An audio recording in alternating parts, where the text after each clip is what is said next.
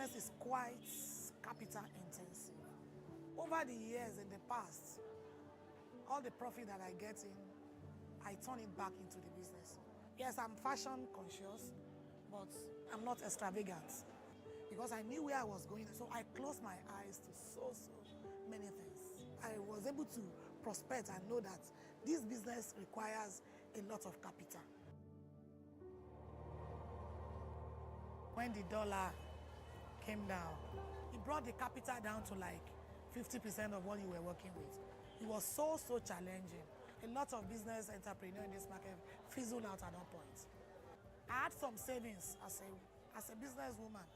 I have an account that I don't want to use the money for business. So then when the dollar crashed, I had to go into every account and pump the money back into the business again. And I see Milestone becoming an household name. That is what I'm actually working at now.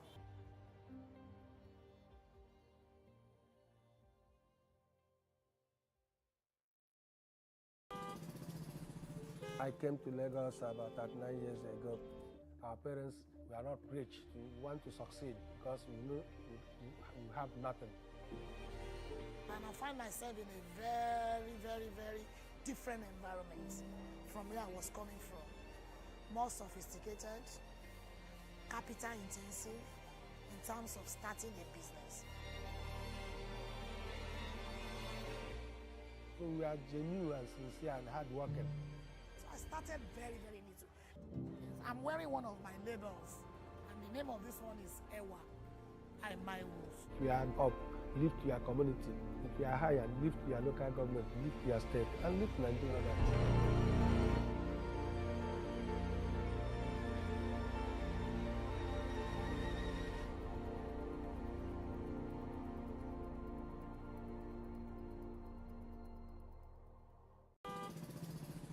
I came to Lagos about 39 years ago. Our parents were not rich. We want to succeed because we know we have nothing.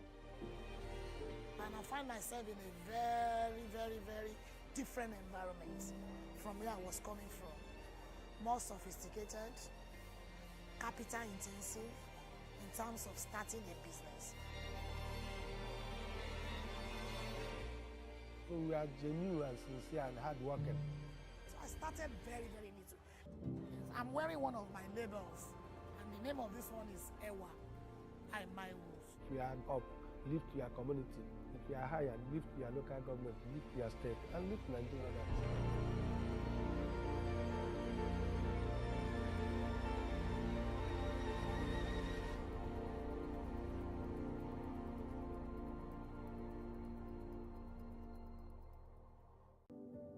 This business is quite capital intensive. Over the years in the past, all the profit that I get in, I turn it back into the business. Yes, I'm fashion conscious, but I'm not extravagant because I knew where I was going. So I closed my eyes to so many things. I was able to prospect and know that this business requires a lot of capital.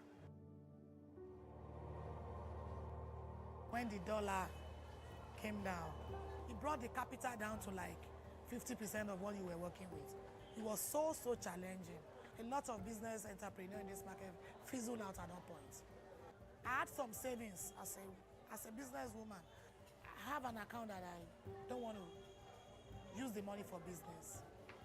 So then when the dollar crashed, I had to go into every account and pump the money back into the business again. And I see Milestone becoming an household name. That is what I'm actually working at now.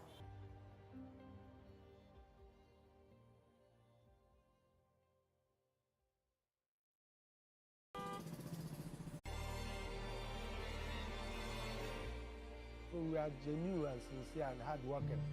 So I started very little. I'm wearing one of my labels, and the name of this one is Ewa. Michael-Ugwu. If you are up, live to your community. If you are higher, live to your local government, live to your state, and live to Nigeria.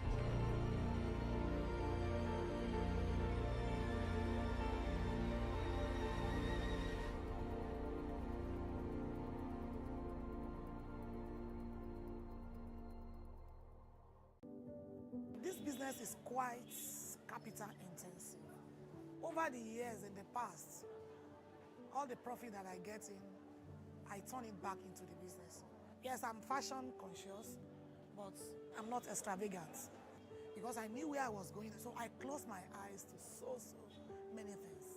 I was able to prospect and know that this business requires a lot of capital. When the dollar came down, it brought the capital down to like 50% of what you were working with. It was so challenging.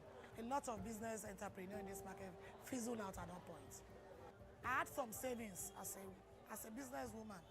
I have an account that I don't want to use the money for business. So then when the dollar crashed, I had to go into every account and pump the money back into the business again. And I see Milestone becoming an household name. That is what I'm actually working at now.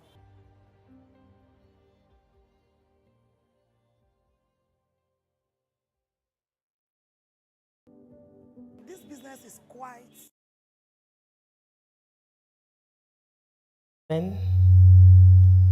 Esteemed member of the press, my online viewers, and women in business. Welcome to the UBA Business Series, the International Women's Day Series, themed Her Story. A round of applause, please. I am Nena Okabe. As we all know, in the world of business, it takes a lot. And today, we have 4 successful women who will be sharing their story with us on how to grow a thriving business in the world today. But before we commence, I would like us to give a round of applause for Latif, Mr. Latif Busari, Head of Operational Risk, UBA. Also, Mrs. Alero Ladipo, Group Head, Marketing and Corporate Communications. And my very own Michelle Nwanga, Group Head, Customer Experience.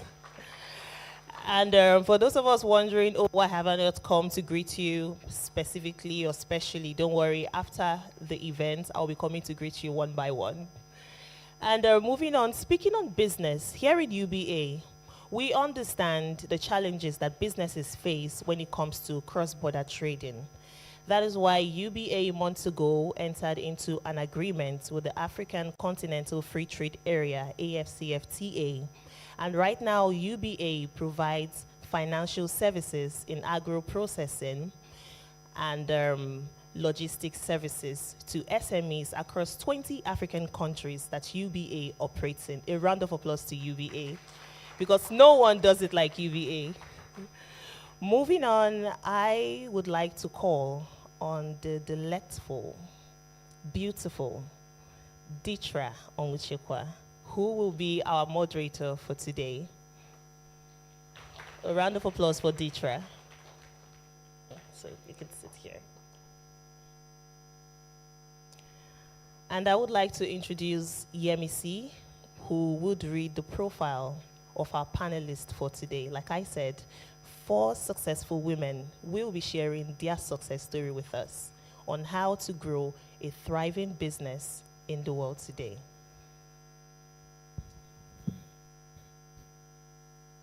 Onyeka Michael-Ugwu. Onyeka Michael-Ugwu is a highly trained and licensed medical aesthetician and senior laser technician with a decade's experience in the skincare industry. She is the founder of Hello Perfect, a leading skin aesthetics and laser clinic in Nigeria known for delivering cutting-edge treatments and notable results. Onyeka holds multiple advanced aesthetic treatment licenses from reputable boards in the US and Europe, as well as a degree in management in business innovation from Queen Mary University, London. Ladies and gentlemen, let's give a round of applause for Onyeka as we welcome her to the stage.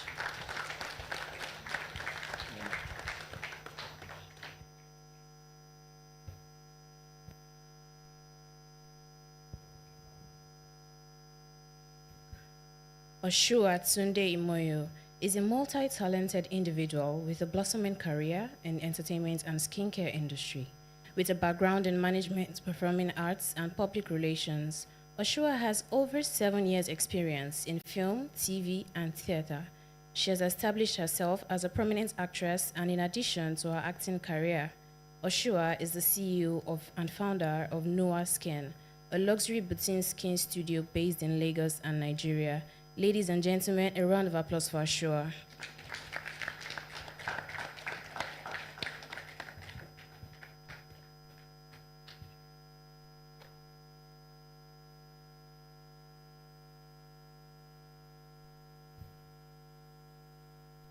Atilola Morunfolu is a multifaceted entrepreneur. She is the founder of African Naturalistas, an award-winning spoken word artist, writer, and editor, amongst other things. She is a certified trichologist, certified cosmetic formulator, and hair consultant. She is also the CEO and lead tutor at the Good Hair Tribe, a tech-driven hair care literacy company operating for the United States and Nigeria, where the mission is to bridge the hair care literacy gap for hair care professionals and hair enthusiasts. Ladies and gentlemen, a round of applause for Atilola.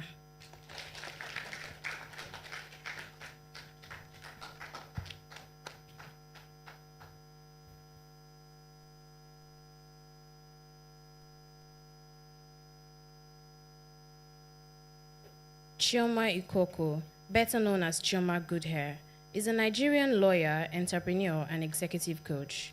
She has an LLB from the University of Birmingham and has been called to the Nigerian bar. She is also the co-founder and CEO of Good Hair Limited, Brass and Copper Restaurants and Lounge, and more recently, Chioma's Closet. Chioma has over 15 years of business expertise. She's a reality TV personality and also the co-founder of the Good Way Foundation, a charity that focuses on the growth and development of women and children in need, as well as the advancement of medical access and facilities in underprivileged areas. Ladies and gentlemen, a round of applause for Chioma Ikokwu.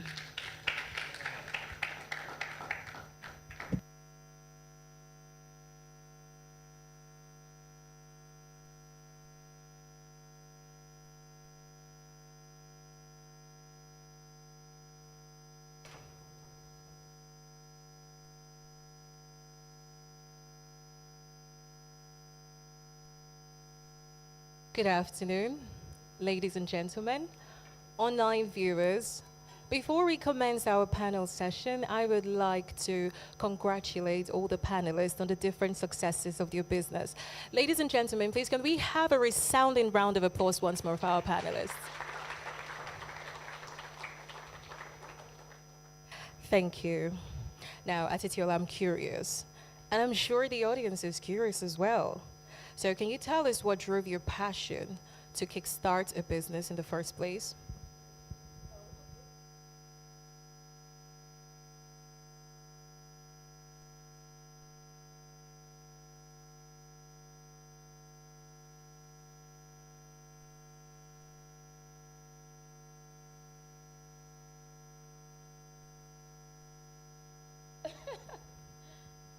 Let me help you. Yes. So, okay. I started this business in the hair care industry, to be specific, because it wasn't planned. I had started blogging about natural hair while I was working at PricewaterhouseCoopers then. This was 2011 when I started the blog. I was just, then there was this war going on in Nigeria about, Team Natural versus Team Relaxed, and which I was not interested in being a part of. I just wanted to be able to maintain my hair. And then I looked around, there were no natural hair blogs in Nigeria that I knew of then. So I said, okay, I'm going to wait till December of 2011. If I don't see any natural hair blog, because all the blogs were Black Americans, and then we do what they ask us to do, and then the hair is turning out differently. So I said, if I wait till December and there's nobody running a natural hair blog in Nigeria, I was going to start my own natural hair blog, because I was already a writer. I already had a regular blog that was pretty known. And then something happened on the way from client side then. My leg broke or something like that. Or I tripped and I sprained my leg and I couldn't go to work for 2 weeks. And they refused to give me work from the office. Then there was nothing like remote work. I said, I can't stay idle. I think this blog I've been planning to start this August. I mean, in December, I was going to start in August. And I started the blog. And then in about 2 months, the blog overtook the regular blog I had. And that's when I knew that everybody had been waiting for somebody to just start this thing. And then like 2 days after I started, I found out that there were actually 2 natural hair blogs that I never saw until I started mine. And that's how the business started. A year later, about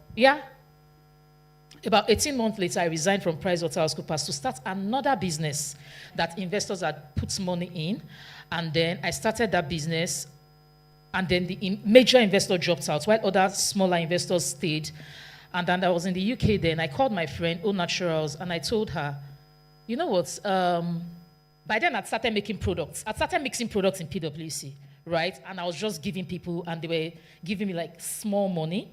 And then I said, you know what, let me just make this thing bigger. By then, I will see somebody, you know, with hair loss. I'll see somebody with something. I'm like, you're not supposed to be doing this. Your braids are too tight. You're not protecting your hair. So everybody already knew that it was me and her. So I was like, okay, let me just start this. So she bought some plastics there for me at the Ojota market then. I bought some fragrances in the UK on Amazon. I brought some other things. And then I made those products. I made like some wheat butters. Then I made some shampoos. I made some deep conditioner with local stuff around. And then I went back to different client sites. That's my Pricewaterhouse colleagues. I went to clients and said, okay, this thing, everybody. And that day, they all bought, or some of them bought some things, and I got 14,000 naira. And I went to ShopRite and I bought my first mixer right there and then. And then that's how we started. But it started from the passion of solving people's problems. By this time, the blog had grown very big, but the products were just starting. So we have a whole lot of products and services that cater to hair, but that's how the products part started. Thank you, Atilola.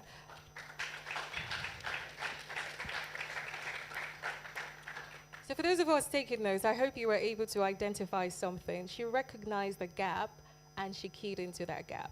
Now, you know, there's something you mentioned about your health. So though you might see every disappointment, that disappointment might have led to a blessing. There's something we're going to talk about. And I'm going to need the input of every panelist on this one. And it has to do with health.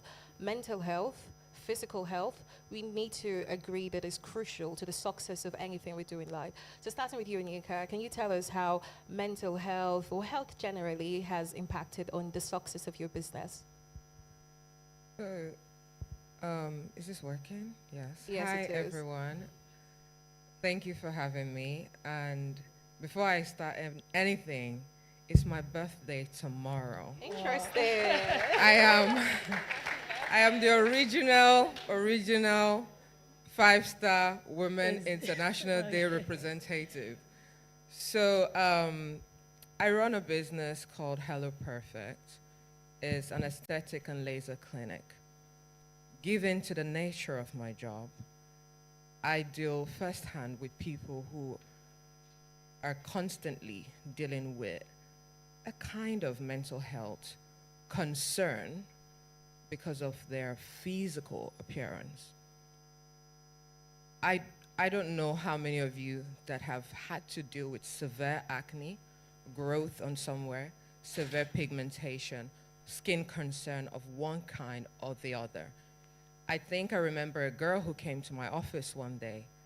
She literally was shaken when she came in, and I asked her. She said she ran out of a meeting with her company, and she ran straight to me.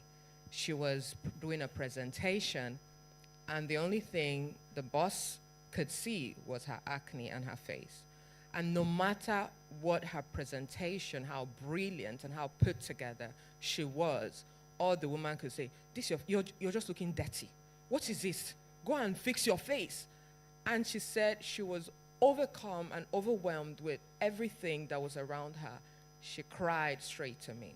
She is one out of several people I encounter on a daily basis. We're either crying together, We're holding hands. I'm hugging people. We're praying. We have such emotional moments in the clinic every time. So not just them. I have had my fair share running a business. You know, you're not very sane. People say if you're running a business in Nigeria, half of your brain, you're halfway crazy. You know, with a lot of things that are going on. And I must say that for what it's worth, it's a major impact. Mental health is not just, I'm glad for this generation where it's beginning to be spoken about, where we're beginning to accept that we all need to emphasize the need to care for ourselves. So in terms of how it has helped my business, I would say that it has made me understand the importance of empathy. You know, when you treat people from a place of connecting with what they're going through, you're able to really step into their shoes and solve problems, other than, oh, you came into a clinic, stay there. If you don't buy a card, I'm not going to talk to you. You know, if you don't pay your bills, we're not interested. That is far away from what we represent. And for me personally, I prioritize caring for myself. I'm glad I have an amazing team, which is honestly the backbone of any success and sanity in any business that you're running. So having a team that is just as committed, just as, you know, aligned with the dreams of the company has given me such a head start and such a great progress in what I'm doing. All right, thank you, Onyeka.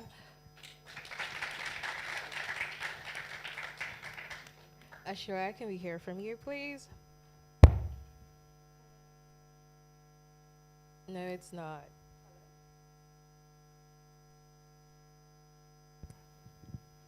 Hi everyone, good afternoon, and thank you for having me. My name is Oshuwa. I'm an actress and an esthetician. As an actor, there's so much focus on how you look, and you're just expected to come on and, okay, action, go. Nobody really cares about how you're feeling in that moment. Sometimes when the stress takes a toll on me, when stress takes a toll on me, I start to break out. The constant makeup, having to be in makeup for long hours on set, it's crazy, but I love the job. and as an esthetician, the same thing Onyeka said. I have people who've come to me, models. Modeling agencies aren't signing them because of their skin issues. And it's so sad. You have people crying to you and there's nothing you can do apart from, you know, just be there, put them on a skin routine, do your best. And even me, if I'm not mentally fit, if I'm not feeling okay, I won't do my best. So I have to take care of myself. I have to take care of my mental health. And being in the right state of mind helps me do my best as an actor and as an esthetician. Thank you. Chioma. Hi everyone, my name is Chioma Ikokwu, aka Chioma Good Hair. I mean, they've done the announcement, so let me not go into all of that. But I think for me, what is maybe even more important than mental and physical health is spiritual health. You know, there's so many forces at play in our society and life in general. So for me, I feel like I always have to be fortified spiritually before I can even step out of the house. So prayer and meditation for me every single morning is key. I have to pray, I have to feel right with God, and I have to feel like God has gone before me before I even start anything. In terms of mental health, you can't pour from an empty cup. You know, if you're not fulfilled within yourself, you don't have anything to give to the people that are around you. And for someone like me who runs multiple businesses, I also, you know, deal with reality TV. I have to interact with a lot of people daily. I have to be all right upstairs, you know, because if I'm in a bad mood, all my staff, they know. I didn't even realize that my mood used to affect my staff. It was one day I was just gisting with them, and they were like, madam, we know when to approach you and when not to approach you. And I was like, how? they were like, apparently when I walk in, there's a way that my face will be, everyone will just clear. And then sometimes I come in and smiling and, everyone starts asking me, well, madam, my school fees, my this, my child, this, my, all this stuff. So I think in that moment, like, I realized that, wow, like, how I feel, how I am affects every single person that is around me. And so it's completely important that I'm in the best of moods. I'm positive. I'm delivering positivity because it really impacts the people that I work with. I always say that all my staff, my entire team, they're like my family. Their children are my children. Their parents are my parents. I care about every single one of them. I speak to them on a deeper level, ask them questions. I'm involved. And in order for me to carry that burden of all the people that I work with, and at some point, our staff strength was over 100 people when you combine all the businesses. And they all know this, they can all testify to this, some of them are in the crowd. For me to be able to carry that burden of all the people that I employ, I have to be okay myself. And so what do? I make sure that I exercise, I make sure that I eat right, like I said, I pray. I even started doing therapy at a point, not because I necessarily needed it, but sometimes you don't even know that you need therapy until you go to therapy. And you start to unburden so many things within yourself and you feel lighter as a person.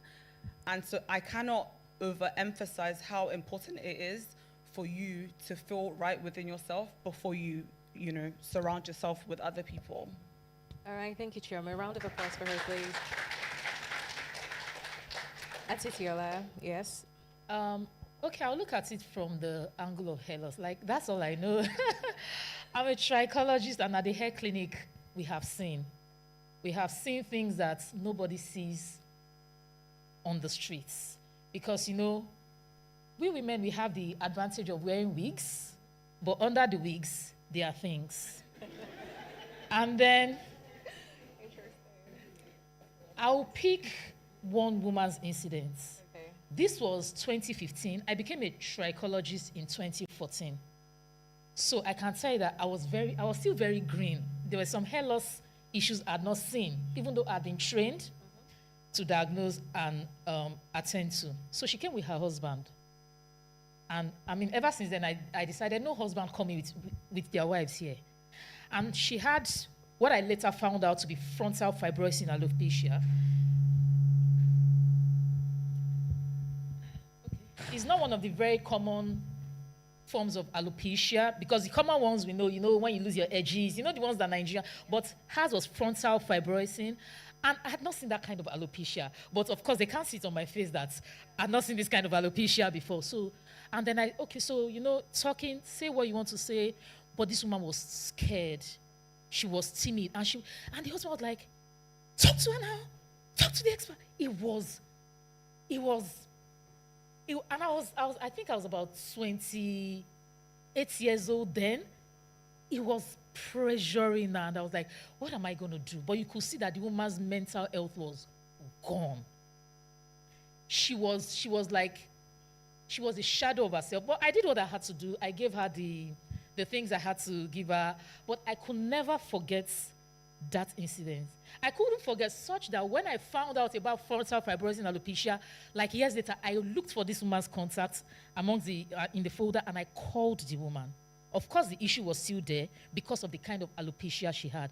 But I just had to find out that this woman I just wanted to find out that she was still in a good state of mind. But that's to tell you how when women do not look good, they might look good to you physically, they might appear good, appear confident, but at night, this is how this affects their mental. And I know, because that's just an example. I have seen many of them. I see them every day when we can now talk. Because once you take off your wig, when you take off your wig, there's a level of vulnerability. I'm not talking to you in the hair clinic all the time, and they are saying this, saying that. But there was one other woman, and she came, and by the time she was done, she came in very sad. By the time she was done, I was very sad. She had transferred her energy. I don't know if somebody comes and they transfer a negative energy, and she had transferred it to me, and I said, it will never happen again. Never. Like somebody comes, I didn't protect myself. I wasn't fortified. I didn't protect myself, and she transferred that negative energy. And by the time she was done, because she had a bad diet, bad marriage, everything about it was bad. And by the time she was done with me, it was like I had the bad marriage, the bad husband. And I told my husband, I said, something just happened here. Because I felt the spirit. Like I felt her spirit. I think she left good, but I left very bad. And I said, it was never, ever going to happen again.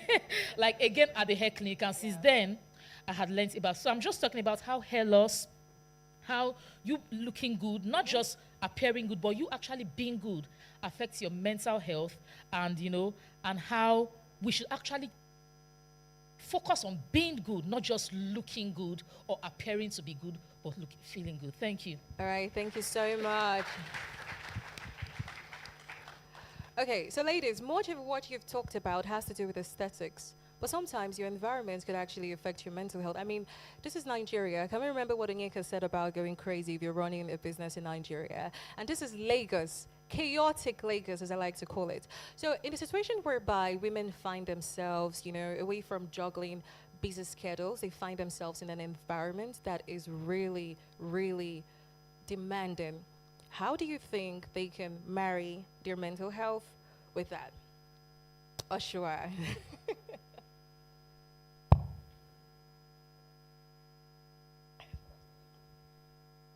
Okay, so there's no cheat code.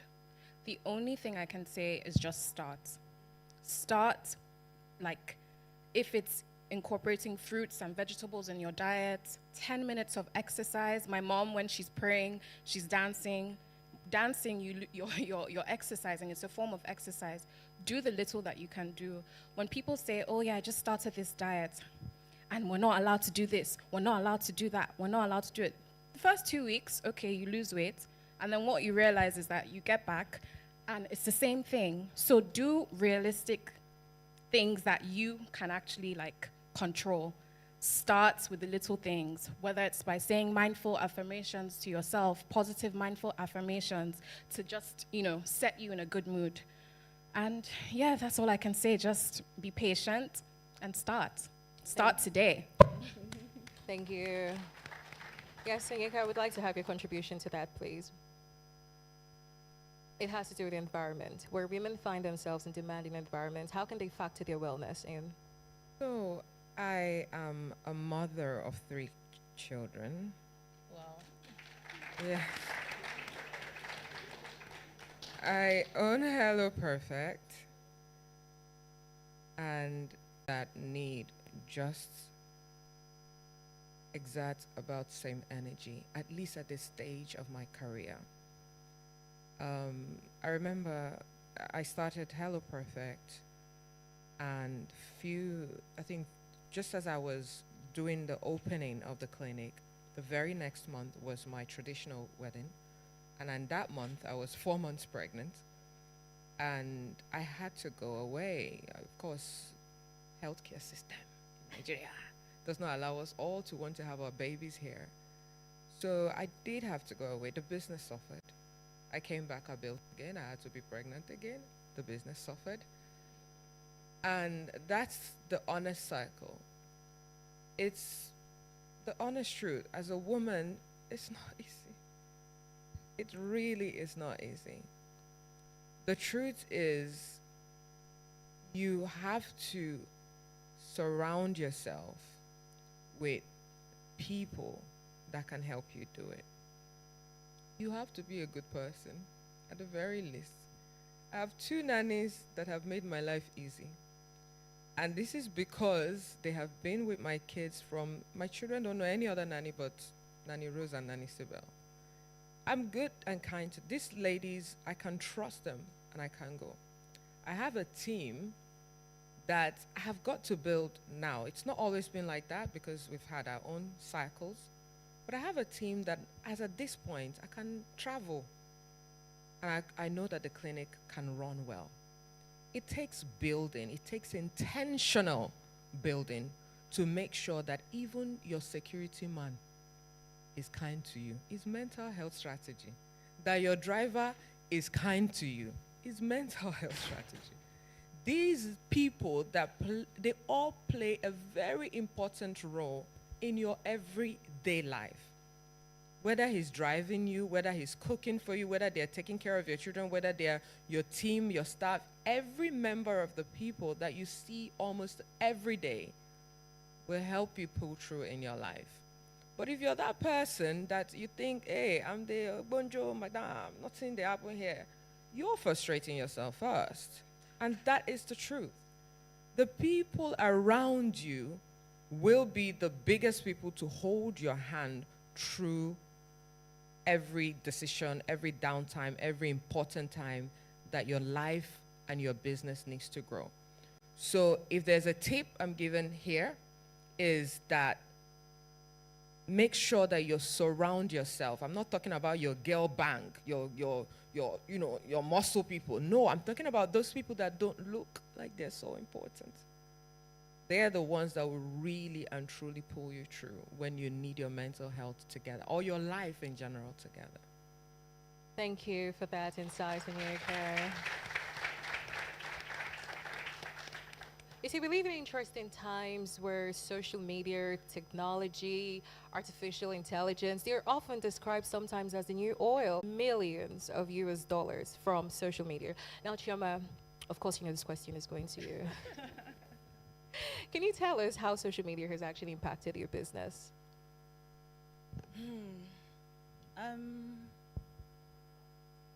Honestly, social media has been everything for our businesses. And I like to be honest. I don't like to sell anyone a dream or pretend to be what I'm not. We kind of like stumbled into it, you know. So at the time, so Good Hair's actually turning 15 this year. We started the business in 2009. I was in my second year of university in England, and the business kind of like just started. I didn't sit down and plan and think, oh, I want to be a businesswoman, I want to be a CEO. There was none of that. I loved nice hair. People would always ask me where I got my hair from. But it cost so much at the time buying human hair. It was so expensive. All my pocket money will go into hair. 7 days later, I'm like, Daddy, we have this excursion, we need more money. And he's like, no, you don't, you know. So it costs so much. And as the true Iba girl that I am, you know, I started doing my own research. I'm like, clearly the people that I'm buying it from, they're buying it from somewhere else. So, you know, if they can get it, why can I not do the same? And so I did research, found suppliers, and actually ordered hair for myself. But when I went to lectures that day, the few black girls that were in my class were like, oh my God, your hair's amazing. Where'd you get it from? Of course, I wasn't going to give them my suppliers that I spent weeks looking for. So I just said to them, oh, I have it for sale. And they were like, yeah, we'd love to buy. And that's literally how the business started. I didn't have any plan at all to grow the business or anything like that. But the great thing that happened for my partner Kika and I was we loved social media. It was Facebook at the time. I think we had just graduated from High Five. I don't know if you guys remember High Five, but it was High Five and then it was now Facebook. So Facebook was the new thing. And we would just like, you know, take amazing pictures and post online. And we'll get like, it wasn't likes. What was it on Facebook? Was it likes?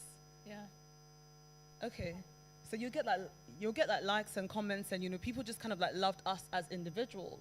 So then when we started to talk about this good hair, you know, people became interested and then they wanted to buy, and we found a way to sort of like infuse our lifestyle with our business. It wasn't intentional, guys, I won't lie to you. It was just happening. So whenever I'll tag my outfit and my shoes, I'll also tag obviously from Good Hair. And then people would just gravitate and go and buy from Good Hair. And so before you knew it, I think then we had like 100,000 followers on Facebook. And of course, when Instagram started, you know, we moved on to Instagram. And the moment we realized that we're making a lot of money from posting this product, we now became intentional about it. So not only did we post the product, we started to educate people. People love education. If you have a business and you want to start any social media marketing, start educating people. It's not just about making money, posting, oh, I sell t-shirts, I sell slippers, I sell, you know, I'm an esthetician, and this is how much, you know, it's going to cost. One thing Onyeka always does is she educates. I love that about your page, by the way. She's forever educating. So even if you're not looking to go to Hello Perfect to use their, you know, services, the fact that she's telling you the best moisturizer to use, I use everything she recommends is what I use, literally. And by the way, I go to their clinic, they're absolutely amazing. I just had to say that. not only is she telling you the best moisturizer, she's telling you, the best kind of facials, the best this, the best that. So because I'm learning so much from her, automatically I trust her brand. So if I have a skincare issue, I'm going to be like, you know what, they know what they're talking about. She's forever giving us free education. Let me go to that person. So when you educate, people naturally trust your products. Do you understand? So it's almost like a mental thing. You're working overtime in their minds, and they don't even realize that you're buying their trust. Also, I feel like with social media, a lot of people think that it's so much more complicated than it is, and it really isn't. When I look at businesses and I see the pages that are so perfectly curated, everything is blue, everything is white, those pages seem so scary, and you're like, I don't have the time to do this, I don't have the energy, I don't even understand. Go to those pages where they're posting anything and everything and anyhow. First of all, they have a lot more followers, they have a lot more engagement, and I promise you they're making more money. It's just how it is on social media. You have literally like a millisecond to make an impression on social media. So you have to get straight to the point. No one cares that everything is blue on your page or everything is red. I want to see what you're selling. Tell me the price automatically. I want to see. And you can sell faster. People can relate more to your brand when they feel like it's more personable. It's not too fancy. When it's too fancy, people don't want to engage because they feel like they're not really engaging on that your fancy level. So keep it down to earth, keep it simple. Everything and anything is content. Just taking a picture of your product is content. Filming it on the table is content. Somebody wearing your product everything is content. So don't think too much about it. Just dive into it and be patient enough for it to grow organically. If you're consistent with social media, I promise you your page will grow and you will make money from it. Thank you. Thank you. So, Atilola, before social media kicks in, obviously the business has to start. And a lot of young people, a lot of aspiring entrepreneurs, you're scared of partnerships, you're scared of collaborations. So did you ever have to deal with that when you started African Naturalists, especially given the fact that you were coming from paid employment? Oh, well, yeah, so we have African Naturalistas, and then we have the Good Hair Tribe. Not Good Hair Limited. I was like, so everything we've done at the Good Hair Tribe is based on partnerships and collaborations, because we are working with doctors, we are working with surgeons, with hairstylists, with dermatologists. Everything, in fact, the entire business model is built because it's education, it's care literacy. We are solving people's problems and all those things. Every single thing is built on partnerships and collaborations. So even if the business model wasn't originally built on partnerships and collaborations like African Naturalistas, eventually you have to collaborate. Eventually you have to partner with people. For example, I don't make hair. I do everything about hair except having a salon. I don't have a salon, but I have to work with hairstylists. I have to, they have to bring me there when they have a lot of people that have hair loss issues. Then I have to go there and do what we call trichology day out, where products, and it's not until you get onto Alibaba or AliExpress. There are all the small scale distributors that you need to work with everywhere. You have to partner, you have to collaborate, because you need to get these products into the hands of those people. You have to work with vendors, you have to work with people that know better, or they have access to some raw materials. Unfortunately, some people don't like to, tell you where they have some of these raw materials, which is very unfortunate in my own opinion. But you have to work with your industry colleagues. I call them industry colleagues, I don't call them competitors, right? Interested. You don't call them competitors? No, I don't have competitors. I have industry colleagues, okay. Right? So you have to work with all those people, right? Depending on your business model, sometimes the level of partnership is very high, like the Good Hair Tribe, and sometimes it's low, but partnership and collaborations are very important. Like you can, as a hair care brand, you can work with a skincare brand, right? There's also that cross-functional, that you give me, I have people that have issues with their skin when they come to the hair clinic, and sometimes those diets, because they affect the hair a lot, like dairy and all those things, they cause things like seborrheic dermatitis and all those things, and I can see it already, and I can see, it's already also on your skin, right? But I can send you to Hello Perfect or something. I can, because I'm not going to do skin, I'm not going to do skin, even though I know skin, but I'm focused on hair. And then she can also say, oh, this dye that this person is, I can see how it's causing, the folliculitis and everything. Oh, send it to my own hair clinic. Those are ways that we can also work together. So if you sit down in your own, stay isolated and say you want to do everything has to be all about you, all about your business, you're not going to grow. You are not, or you think you are growing, but you are actually not growing because you have not gone out to partner, to collaborate and everything. Yeah. And financing? For partnerships and collaborations. No, for the business generally. Well, okay, I'm not going to speak so much on finance because I've not gotten to the point where I have to take a loan or I've done everything for the past 13 years. I've grown organically, even from my, I started in my parents' house where they gave me 2 rooms to a factory, and then I moved to a bigger factory about 2 months ago. It's been very difficult.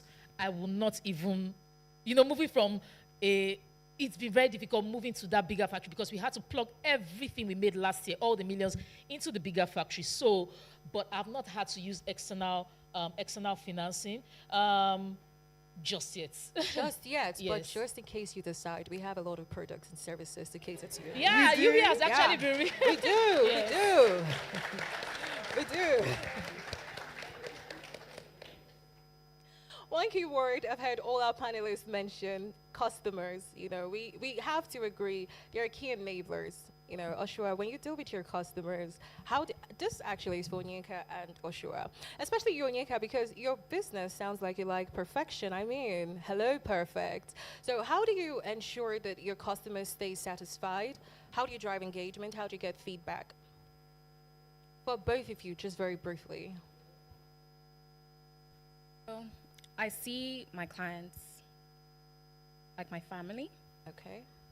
It's an ongoing journey, skincare, and people have to be patient. So I try to do follow-ups. I send out messages, any tips that I know that can be helpful. I ask for feedback because that way I'm improving my own skills. Anything I can do to make them feel more comfortable, better. If you come to my place, I'm asking you, what kind of music do you want to listen to? Are you in the mood to listen to gospel music? Are you in the mood to listen to R&B? How satisfied are you with our service? And at the end of the day, your clients play a huge part in your business. So they need to be satisfied. They need to be happy. And yeah, I just do my best. Thank you. So when it comes to customer service, I look at it in 2 critical ways. Number one is the team, the staff. They are customer service firsthand. If you have a staff that is not giving their best, the rest is completely crumbled. I really, really believe in building a team that can give their best. I had gone to get my nails done few days ago, feeling like, it's the birthday girl.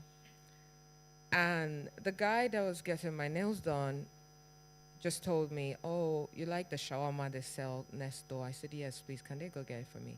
And he turns around and tells me, let me buy it for you. This is not the company. This is this is the staff giving that very extra customer service. And I was just overwhelmed by it. This is the kind of customer service I would want to continue to build in Hello Perfect, where it is not just the company's policy that, oh, when you come in, you smile. It's not technical. It's not mechanics. It's really from a place where you have a happy staff, a happy team. They will give freely from their point. Now, when it comes to the staff themselves, if you know me, you will know that my heart, my soul, my dream, my wake up is to satisfy a client. I'm so into my work in a way that I don't even think I don't know if it's very good. Yes, if I have a client who is unhappy, I'm having a sleepless night. I really am troubled, and sometimes I I've driven to clients middle of the night just to make sure we have things sorted out. So in fact, what we are is a transformational skincare. We're really key to making sure that we're result driven. So it's not about come and look good, feel good, enjoy the service. It's you are really getting the benefit of what you're paying for. So these are very important things for us. And just to wrap that up, Yeah. for us, I would say customer service is two ways for me. It's the staff, and then it's ultimately the client base to be able to have a total experience for a great service. Thank you, Onyeka, for that. I must support your efforts because even here in UBA, we have something called the See First philosophy. It's all about putting our customers first. They are the front burner of our business. And here I would like to recognize one of us who tirelessly, effortlessly ensures that our customers have the best experience. Ladies and gentlemen, I need a resounding applause for Michael-Ugwu.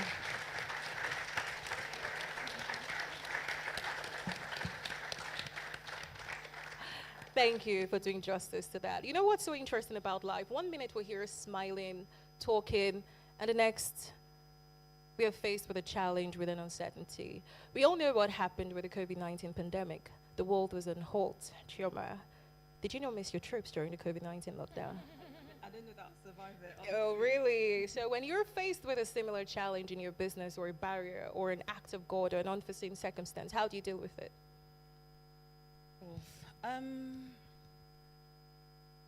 I adapt. I find that like with business, there's always uncertainty, whether it's things that are in your control or things that aren't in your control, you just have to adapt. COVID was one phase. I'll talk about COVID and I'll talk about a time where I really felt like everything was coming to an end. Obviously COVID, no one really knew what to expect. We were all on lockdown, and it's not like we knew we were going to be on lockdown, to prepare or re-strategize. No, it just happened. And so for me, in that period, of course, I feel like every single business took a hit, financially, because nobody was going anywhere. I also have a salon, where we sell the hair from, so people actually come to the salon. So with the salon being closed, it was like, okay, what am I supposed to do? How am I supposed to sell this hair? People not going out, so they're not going to need to buy new hair, But regardless, I was like, you know what? I'm still going to push. I'm still going to promote. I just incorporated other interesting things. Sort of like, that's when I started doing challenges. I don't know if any of you ever saw or noticed. It was COVID. It was my business changing outfits and changing hair. I didn't used to do all of that before. But I was bored, after my yoga, praying, eating. What next? I started doing challenges, and I would always incorporate my hair into it. And you won't believe it, but the second half of a lockdown, I probably made more money selling hair from my house than I did before we went into lockdown, which was so weird because I was like, where are these people going? Why are they buying all this hair? But it was just in their faces, so people were just buying. So I think that, strategy really worked. But a time that I really faced a serious challenge in my business was when we were transitioning from Lushmore to the Good Hair space. When we moved to Nigeria, I actually came to Nigeria for law school. I had no plans of running a business here or doing anything of the sort. But Nigeria just has a way of sucking you in. I don't know if you guys have experienced it. Like, it just, everyone's like, I want a japa. It's a lie. You're probably going to be here in the next 10 years because it's just, there's something beautiful about this country that just keeps you in. So after law school, somehow got a job in a law firm, but also opened up a small shop in Lekki where we could sell the hair from, because it just didn't make sense. Good Hair started in London, by the way, I don't know if I mentioned, and we had a lot of Nigerian clients, but it didn't make sense always like sending hair from London to Lagos, and they're like, but you're here now, why am I paying £50 for DHL? So we just opened something small in Lushmore. No expectations, didn't anticipate the level of clientele that we were gonna have. It just, people were literally coming into my office to do their hair because there was no space on the shop floor. That's how busy we were. So we needed to grow, we had to expand. So I looked around, anyone who's gone, I don't know, house shopping, business shopping for a space in Lagos, that's the other part of your brain that now goes crazy. As Onyeka mentioned, it's ridiculous. it took me forever to find a space that even remotely looked purpose, built. Found the space, loved it. I was like, I don't know what I'm going to do with the rest of the space, but I know I want Good Hair to be in this location. Paid the rent and then started developing. This was September, and I think we needed to move out of the other space by November. So basically, we had to be open by December. So I had 3 months. And aside from being a perfectionist, I sometimes think that I'm Superwoman. I can do everything. So I was like, don't worry, Kika, it's fine. I'll sort it out. Everything will be good. By December, you'll come to Lagos. We'll have a big launch. We'll have a party. It'll be lit, all this stuff. I think I don't even know if it was October or November, it was like I hadn't done anything. It wasn't working out. It was costing maybe like 10 times more than I thought that it would. From buying equipment, all our furniture, importing everything. At the time, I didn't even know what was going on with customs. Everything was closed. It wasn't working out. There was no way forward. There was no way backwards. I'm a finisher. I don't like to start anything that I cannot finish. If I cannot finish, I won't start it. So for me, I was like, what am I going to do? It feels like everything is crumbling on me. I was too embarrassed to admit that, I'm not actually fulfilling all the things that I said that I would. And I needed help, and I don't even like to ask for help, So I remember one morning, I woke up, the bills were heavy. We didn't even have the money. The business had paid for the money wasn't there. I didn't know how to control, even the renovation, just like things going, it was just terrible. I remember that morning, I woke up, I got ready, and I couldn't leave the house. I was like, what am I going to do? What am I going to say? And I just broke down and I cried. I started crying. I was on the floor crying. I was like, I don't know what to do. I don't know what to do. And so I called my business partner. So there's strength in partnerships. I know she spoke about partnerships. There's absolute strength in partnerships. It's very difficult for women to partner because women are always trying to compete with each other. You want to be the best and, blah, blah, blah. So we tend to do it ourselves. But I've had a partnership for 15 years and it's the best decision that I ever made. It's the most beautiful thing. I called her. I was like, Kika, I can't do it. She was like, what do you mean you can't do it? Chioma, you could do it. You can. If anyone can do it, you can. I was like, I can't. She was like, okay, don't worry. Calm down, relax. I'll be there. The next morning, she was in Nigeria. She came to my house. She was like, let's go to the sites. Let me see the sites that are so difficult. We got there, and together, we conquered. We were able to just run through everything, brought in our own personal savings to complete the job. All the people I needed to fight, she came with me, we fought them, the workers, everything. Basically, we opened in December. Everything worked out as it was supposed to be.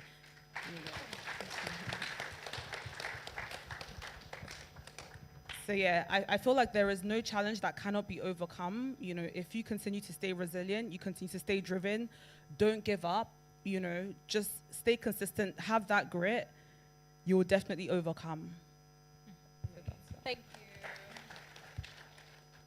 Thank you. Sadly but truly, we're gradually drawing to a close of the session. So I would like all panelists, starting with you, Atilola, to give our participants, if you look here, you can see a lot of women in participation. Most of them, I would think, are aspiring entrepreneurs or just want to aspire in their career. So what key advice would you give these young women here today? Atilola, start with you. Okay, I would like to say, if you're starting, all right, starting a business, I would like to say get your structure right. Maybe because of my background, structure is very important because I found out that when I started, what differentiated me from a lot of people was the fact that even though we were all small, right, they didn't have structure, right? It was just nothing complicated. When you, like simple SOPs, right? Standard operating procedures, right? Just get your structure right. Separate your personal finances from your business finances. Have simple things that your staff or your receptionist or whatever, they say to customers when they come in. Have your customer service right. I want to come to your business today and then come in 2 weeks' time and it's the same experience I'm having, right? Or a better experience based on what, and I'm saying that because even if the staff has changed, the structure is the same, right? Get everything right. I've always been a fan of starting small, right? Okay. Don't overthink it. I started from one room, And then my mom gave me another room. And then I moved to a factory before I got my NAFDAC approval. And then I moved to another factory, right? So you don't have to have everything cast in stone. I had money, but I used the small money. I started with 3,000 naira. If you see the punch interview, I started with 3,000. And people think that it's just, you're just trying to tell a rags to riches story. No, I actually started with 3,000 naira, right? So, and I mean, where we are today. So you can start very small. If you have big finances to start, you will start big. But if you don't have, you start small. Whatever it is. So you don't have to have all your T's crossed and your I's dotted, but whatever you have, you start with it. But make sure the structure is right, even if it is very small, right? Get your marketing right. I made a mistake because I started when we're just about 2 or 3 people doing natural. So we had all the markets, right? So by the time every other person started coming in, I was like, what's going on? I used to make millions a month. Now I'm making 400,000 naira a month. I wasn't even brilliant enough to know that it was my marketing that was bad, because I started with organic traffic, because I started from a blog. So I started with organic traffic, and then by the time it hit me, my marketing was, I'm just happy that the business didn't die down before I actually opened my eyes to see that this was what was. And please start with a right motive. Don't start because Good Hair is selling wigs and they are making all the money and you think that's where the money is, so you jump into that business and start selling wigs. Start with the right motive, not because you want to kick somebody out of the business or because it looks shiny. Start because you're trying to solve a problem, right? If you start with the wrong motive, by the time the difficult times come, like she talked about, you are going to crash and you will not be able to move. I have a lot to say, but I think I'll just stop Thank you. Chioma. Titi said quite a bit, but I would just add to that, aside from starting small and growing organically, you can do it afraid. You know, I feel like a lot of people feel like when you see business women, business owners, you see CEOs, you see, you know, Onyeka looking so fancy, Oshuwa, Chioma, good hair, Titi, look at these women, they look so accomplished. This is 15 years later. It wasn't always like this, you know. There are periods where I was selling hair from my booth. Law, business, I want to be like you. I want to be exactly like you when I grow up. I'm thinking, you want to be the finished product. You want to do the work that it took to get there. Are you ready to do it? And, you know, you just, if you're going to start a business, do something that, a lot of people say, well, passion. Passion is great, and it's the most ideal situation because, as Titi mentioned, during the hard times, that's what keeps you going. But even if it's not something that you're so passionate about, it has to be something that, you know, you can be consistent with. You like it enough to be consistent with it, so that when you do face the hard times, because in business, especially in a terrain like Nigeria, there will be so many, I cannot overemphasize how hard it is going to be. You will face stumbling blocks, you will face difficulties. Is it something that you're willing to be consistent with? Is it something that you're willing to wake up and continue? Is it something that when, you know, you've somehow eaten into your capital and somehow your profit is gone and the business is dwindling, are you willing to bring your own personal funds to impute into that business to continue it and for it to be sustainable? So make sure that you do something that you at least like. And another thing that is quite important to me, I feel like, since it's, you know, we're talking to women and about women, there's power in collaboration. You know, I feel like women we always want to do it ourselves, and it's just like, I don't want her to, you know, we have this thing about us as women, and honestly speaking, they say educate a woman and you educate a man and you educate an individual, educate a woman and you educate a whole community. When women go into business and when we run businesses, it's different. I'll tell you this for free. It is different from when a man does it. Men are very like one-way thinking. Sorry to all the men in the house. It's a patriarchal society. You guys, you know, it's a man's world. So, but I want to point out that when a woman is in business, she's not just thinking in one way. She's not just thinking about the profit, making money. She's, as Onyeka said, she's thinking about all her staff. She's thinking about the well-being of every single person that is around. She's thinking about her clients. It's the woman that's going to go to a client's house at 12 midnight and be like, are you okay with your skin? That event that you went to, hope you didn't break out. It's only a woman that's going to do that, let's be honest. So when women go into business, it is infectious, it is powerful. We are successful beyond recognition. So we have to help ourselves, you know. And this even goes for your UBA people. You have to give us loans. Yes. When you see women who, you know, have potential, I feel like banks, you know, corporations have to start investing more in women. You can't just allow us to do it ourselves. It's so difficult for a woman. We have to work twice as hard to be listened to or taken seriously. So anyhow that, you know, you can help another woman to be successful or to start her business, even if it's seed capital, no matter how small, we have to help ourselves. We have to support. Titi mentioned not you know, people not assisting other people with information when it comes to business. We can't keep doing this to ourselves. You know, you can't be the master and the only person in that industry. Competition is actually healthy. It pushes you to do more and to be more. So if you know, you have somebody who's in your sector and they need some information that can help their business do better, help them out. The more the merrier. So yeah, that's it from me. Thank you. Chioma, not to worry about that. Like I said earlier, we have products. You've come to us. I will call you. Yeah, we're going to help you. Don't bother about that, okay? Oshuwa, you next, please. Titi and Chioma have said quite a lot, but one thing I really want to touch on is to be prepared. Do the work. Do the work. Hone your skills. Invest in yourself. Read. Attend as many workshops, seminars. For me, as an actor, like I watch movies for inspiration. I hired an acting coach. I do the work. Because when those auditions come, you don't want to be there when they say, okay, where's your monologue? Okay, we want to hear another one. You're there thinking, there's only one I prepared for. My big Netflix audition, my biggest show, I made that mistake in my audition. They said, come with a monologue. I had mastered it. They said, we want to hear something else. I was there shaking. But if I was prepared, I'd be able to give them one. You want this one? I'll give you this one. I'll give you the next one. So be prepared, be disciplined. And the two things that my mom always says, experience is the best teacher. There's no point crying over spilled milk. If you fall, pick yourself up. Pick yourself up and get up. You can do it. You are fearless. And just to touch on what Chioma said, partnerships and collaborations, don't be afraid. I'm never afraid to say, I don't know.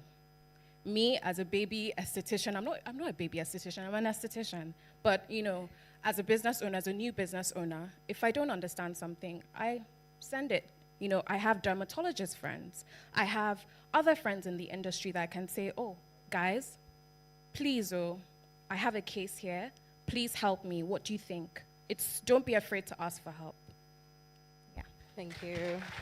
Yeah, can you wrap it up? So for me, I'm going to speak from experience. Really and truly, these are the things that helped me. Firstly is get education. Whatever it is you want to do, don't just jump into it. If there's a school, if there's seminar courses, go and do them.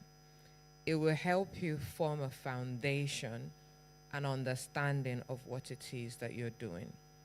Don't go from, I see Madame. Immediately I want to be like Madame. I've done 2 faces. I want to start my own clinic with that. This is reality. You know, you have to get education. Mentors are great if you can really get one. They will help you go faster so you don't get into the puddles they went into. So if you can really build around people who have built it before, it will help you go far. Secondly is I got an accountant literally our first week of operation. That has helped me know exactly where we were the day we started to where we are now. My accountant is very stingy. I don't know if that's something we do with bankers. He puts my brain together so in a way that we know how our spendings and our everything that has to do with our finances are up to book, if you ask me today. And with that, we can plan a lot better.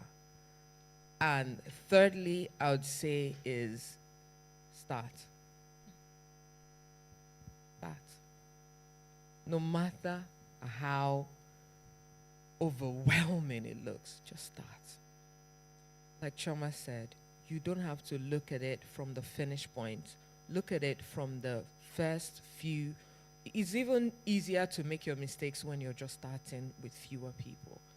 You know, it's easier to make those videos when it's just three people that are viewing your Instagram. So that by the time that you have 300,000 people viewing you, you are at the master of whatever it is that you're doing. Don't be afraid. Go for it. And I'll say to UBA, of course we're here. Thank God we're in the building where we can really get some help, really.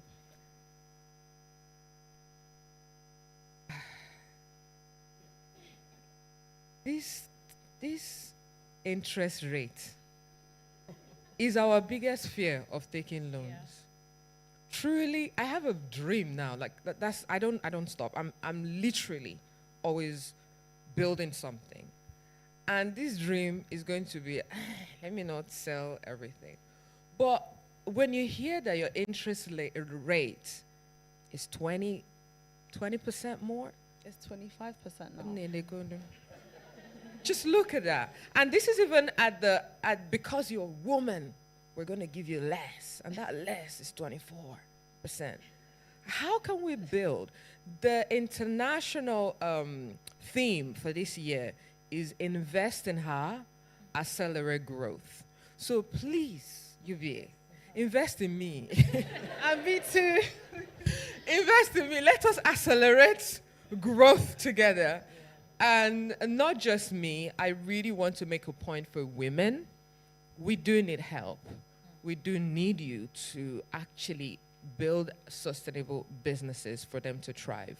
Not somebody you're giving. They're great. If it's 100,000 they need, if it's 200,000, but if you really see a business model that can really change and inspire and grow, please invest in her. Let it be our, let's say it together. Invest in her. Maybe me. Maybe say invest in her. Invest in me. Invest in her. Accelerate growth. Thank you so much for having us. It's been such an amazing time with you guys. Thank you, ladies and gentlemen. So key nuggets, you have to be prepared. Education is power. And most importantly, just start. You have no limitations, regardless of the color of your skin, regardless of your ethnicity, regardless of your nationality. Just start, and your time starts now. Thank you, everyone.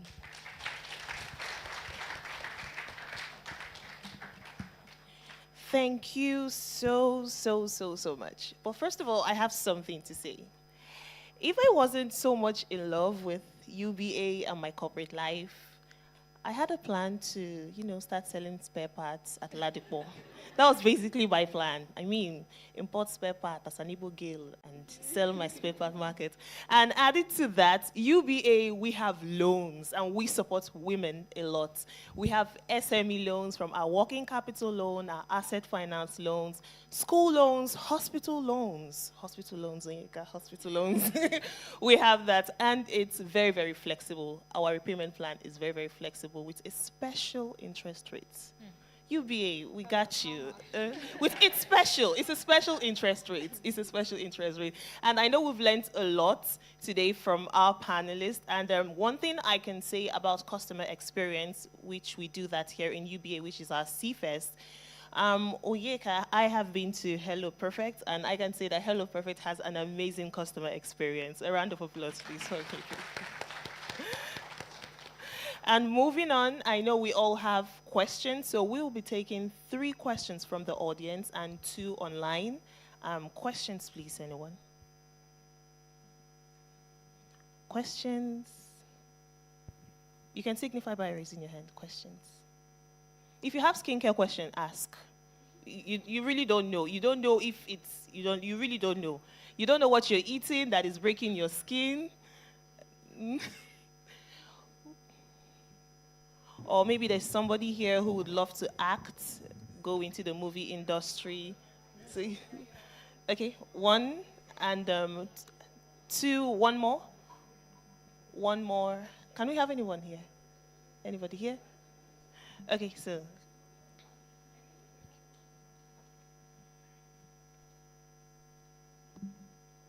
Thank you. My question is for Titi, Atilola, sorry. So I wanted to find out, for people like us that we don't have hope for our front hair, I always hide my front hair with my wigs too. So, sometimes we go to the salon to make our hair and they'll be like, Nara, chop your hair. That kind of band. So what can we do about it? Some people will say that, oh, when you use this, use that. We've used ori, we've used coconut oil, we've used everything, but there is no hope. Please, come and give me hope today. Sorry, were you born that way? No, there's a reason why I'm asking. Yes. It's not so bad though, but I know somebody that is bad. Okay, the truth is that most hair loss issues, because there are different kinds, but most hair loss issues amongst black women are our faults, right? There are some that are not our fault. That's the androgenic alopecia, the balding, but all the front hair, the traction alopecia, they are our faults, and they are because of ignorance, not because, of course, we wanted to do bad to our hair. I used to be, in those days, so when I just started the hair clinic, that time I used to be like a fire and brimstone preacher. I would say, no wigs, no this, no that. But I found out that wasn't sustainable, because a lot of people some people were celebrities, some people were this. So what I used to do then was I used to tell them, we used to sew something around the wigs, right? And that also wasn't sustainable, because it means that you have to bring all your wigs and then we send it. So what we started doing, because I'm also a creative, so I create a lot. So what we started doing was, okay, you can use your wigs, but you have to protect the hair or the scalp before you use the wigs on top. So we started giving them a special wig cap for hair loss. So if you see any satin lined wig cap, anything, it was by African Naturalistas Hair Clinic, right? Yes. So because I was like, you know what, there's no need fighting. They will still end up using these wigs. So they will still come to good hair. They will still end up using the wigs. So just get this thing and then put it on top. And then you mentioned like you were using ori, you were using those things. See, there's something called products and there's something called techniques. If you get your products right and your techniques are wrong, the products will grow the hair, but the techniques will make sure that the hair keeps shaving off. So you need to get your techniques right. You need to get your regimen right. So I brought some products today. If you open the bag, you will see there is everything you're supposed to do. There's regimen for long hair, regimen for restoring your edges, regimen for maintenance. Is in all our regimen cards, right? Because I found out that everybody wanted to get access to me, and I was just one person, right? I couldn't share myself, so I started giving out these regimen cards. And then if you now want to get your education, that's the other company, education, there's a QR code you will scan there, and it will take you to the Good Hair Tribe. You have the course, grow your edges in 6 months, overcome hair loss, overcome scalp disorders, everything is there. Because what I found out that Nigerian women were just interested in the products. They were not interested in the knowledge. So they will take the products and then they will still keep sleeping with their head bare on their cotton pillowcase. And you know what cotton pillowcase does? It shaves your edges off. You are supposed to use a satin pillowcase, right? They don't want to know. They just want the products that will just grow the hair, right? So, but this knowledge is available. The knowledge is available. If you are interested in the knowledge, it is there for free, or it is there for a fee if you want it in a more structured way. So what I'm just trying to say is open yourself up to knowledge. You said, for we that don't have any hope. Everybody has hope. As long as your follicles are still alive, the hair might not be there, but if the follicles are still alive, as long as they are not dead, the hair will grow out. I'm very curious, Titi. Is this your hair? I was about to ask like, that. is, Yeah, it- it's my Yo, it's wait. my This is your hair? Yeah. This everything is your hair? Yeah. There's no extension? Yo!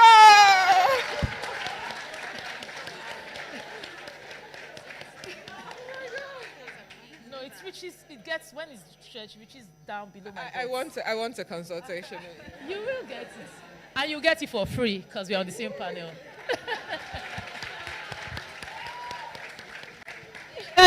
That was you doing something for you. that was UBA doing something for you right now. Yeah, You're getting thank free you. consultation. Yeah. Yeah, so everybody has hope as long as you are interested. And people say, I don't want to do it. Just takes 5 minutes, really. Just 5 minutes at night and 5 minutes in the morning. That's all. That's all. And then you get yeah. Thank you so much. And Okay, so this question is for Onyeka and Chioma. So I know you've already talked about the challenges that you encountered, like while running your business. But currently looking at the state of how things run in Nigeria for most business owners, how would you say you have managed to stay afloat and you've managed to ensure that you're still making profit? And yes, I also want to ask, in the initial stage, we know that one major problem right now for most business owners is like having to get funding. Unlike fintech, where you have investors who are ready to put in all their life savings. For anything beauty, skincare, and hair, like how do you guys go about that? How do you go about funding, and how have you managed to stay afloat even amidst all of the, Shege Pro Max economy? So in terms of funding, like I said, I like to be honest and transparent. We started our business officially with £600 each. So I brought £600 and my partner brought £600. And at the time, we actually got the money from our parents. I think scaling is what's difficult, especially in Nigeria. Aside from it's like, you see how you said when you travel to have your children, the business suffers. I don't know, it's just a thing in Nigeria where people want the business owner to be there.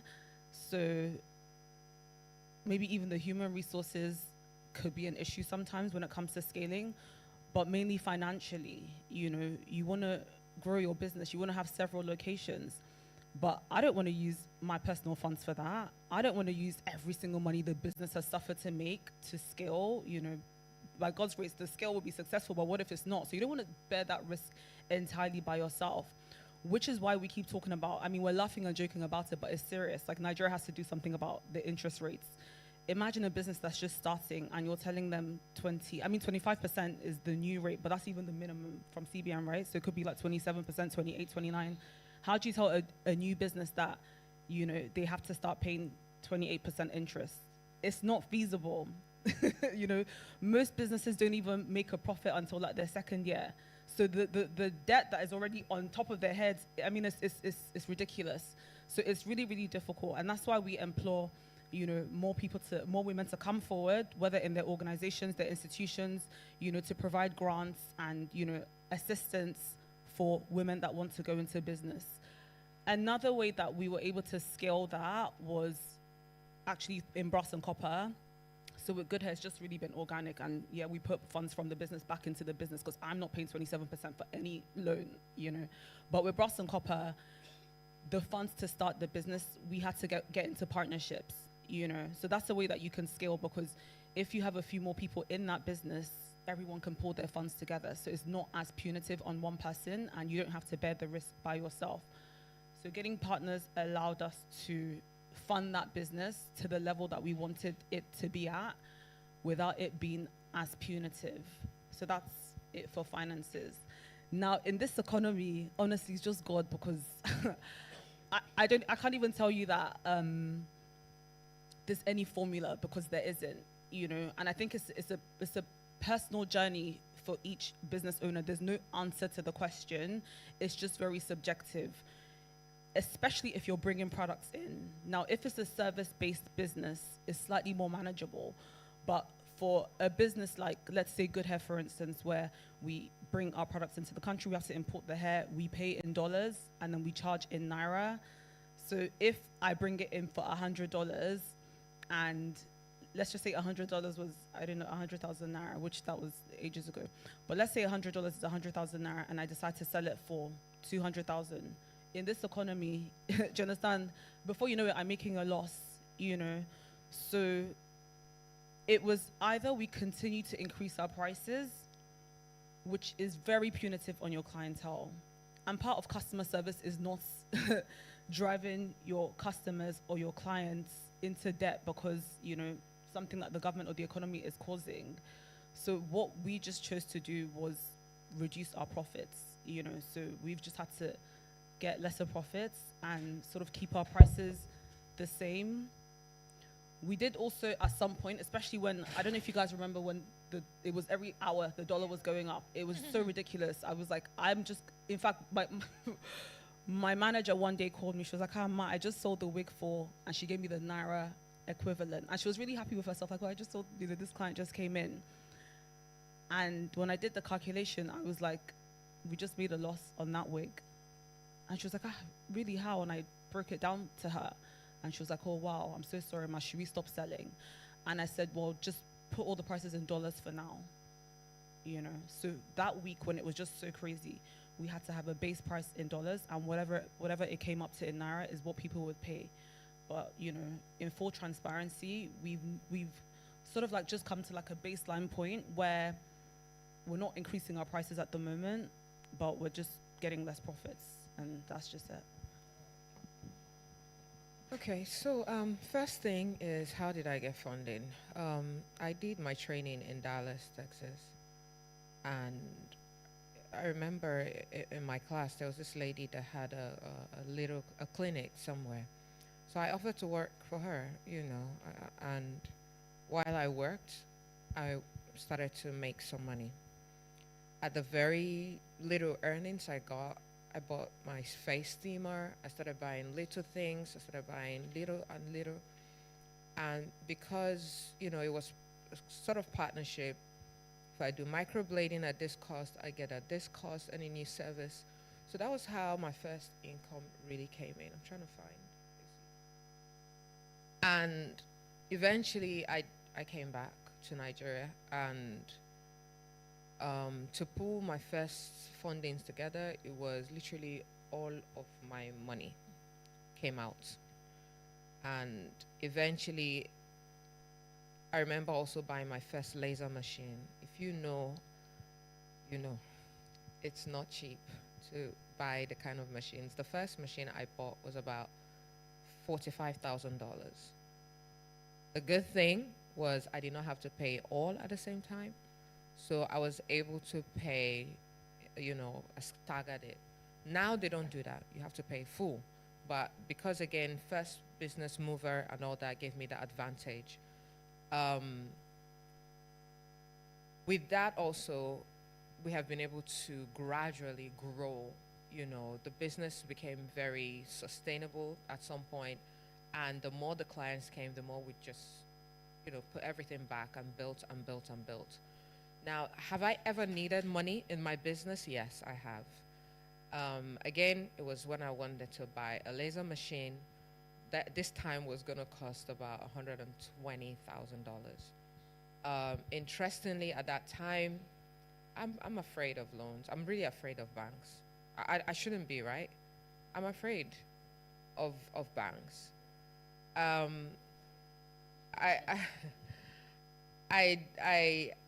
did stake my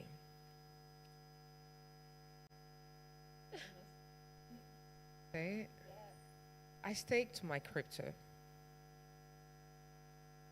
and I was able to use that to somehow buy my machines.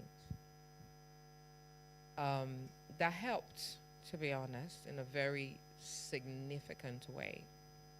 So I wouldn't say much more, because we're supposed to be talking about UBA and how amazing everything is. So please, if you want to start, they have startup, I'm sure you have startup fundings, you have everything. And I spoke yesterday at the International Women's event in Abuja for the Commissioner of Women Affairs.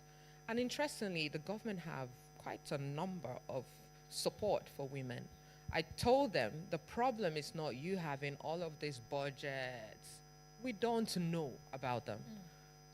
How can you get us to know that the government have provided this? It's there, it's with you, and then it's either you remit it back or somebody gets it into their own family business.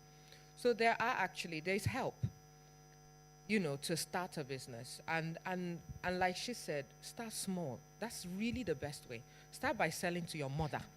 If you have a product that your mother and your sister and your brothers cannot buy, you don't have a business. That is, for me, the most important, your market is, if you look forward, you have 2 people in your house that need that service. If you look backward, there are people. If you cannot sell at that, you cannot sell at a very big scale. So start small, and then be prudent and be, you know, very structured enough to also know how to put that business back. Which is why I said it was great for me that I started with having an accountant. I was accountable from my first day, and that has helped me grow.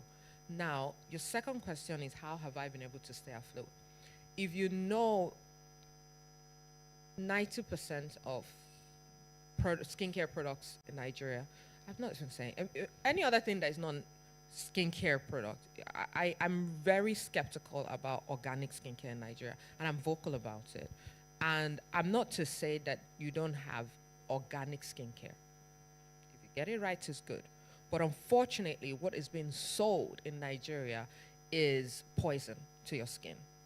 Okay? And in that is all these things they mix. I don't know if people have seen it. They put milk. Pig milk. Have you seen it? Wow. They open pig milk. I say milk, skin like butter, milk, skin like milk. And they'll show you milk. So those are organic, made in Nigeria. But then a lot of all these products are imported, right? And bringing in, at the points where you buy it and the point where you clear it, the clearing is almost more expensive than the product you buy. We had to re-strategize as a company. We had to do something about it. And one of the most amazing things we have done is to start making skincare, medical grade skincare products in the clinic. And amazingly, my cosmetic scientist is here. She's a little genius. I try not to tell her too much so that she will not get, please wave. Where are you? Deborah. She's writing. Deborah, okay, so Deborah is a genius. And we have written our formula based on years of experience, understanding, you know, the concerns. I have been in this industry for 10 years. So understanding our skin for us is different. Our skin is not UBA skin, and the way we respond is completely different from the way other, you know, ethnicity and skin, Fitzpatrick skin really behave. So making medical grade skincare that is very competitively, even more tailored to our skin is something that we've started. Now, in Nigeria, if you want to survive, you have to bring in Forex. That's it. Also beginning to look at how can we export this product is another phase of our business. It's very young, it's very new. At the very basic stage of it, we are actually beginning to produce. We cannot continue to buy a product that will cost $200 in the UK, and between it and coming here is costing almost $500, and they say, Hello Perfect is expensive. It's not us. And like she said, we've almost settled into making a comfortable, I wouldn't say loss, but just counting